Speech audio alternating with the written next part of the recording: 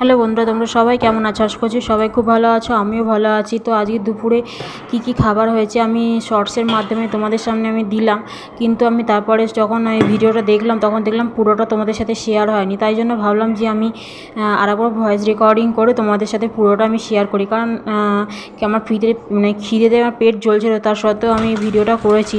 যেন ভাবছিলাম যে আমি ভিডিওটা যখন করেছি তখন আমি পুরোটা তোমাদের সাথে শেয়ার করব, তাই জন্য আমি পুরোটা আবার শেয়ার করলাম।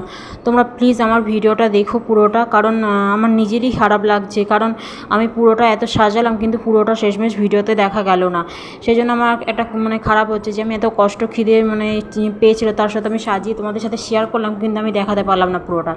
তোমরা প্লিজ এটা দেখো, আর ভালো লাগলে লাইক করো। আমি যেরম পেরেছি তাড়াহুড়ো করে সেরমভাবেই সাজিয়েছি। আমি আরও ভালোভাবে সাজাতে পারতাম কিন্তু সেটা সাজাতে পারিনি, কারণ তাড়াহুড়ো করছিলাম।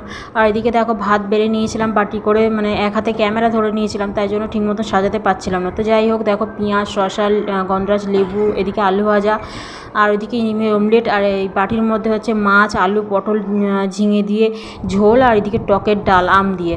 আর ওইদিকে হচ্ছে যে ডিশটা করে চামচ দিয়েছি সেটা হচ্ছে আমের আচার, এদিকে জল। তো আমি এবার খেয়ে নিই, তোমরা দেখতে থাকো, ঠিক আছে? আমার দুপুরে লাঞ্চটা কেমন দেখতে লাগলো তোমরা অবশ্যই জানিও, ঠিক আছে? Tata, bye bye.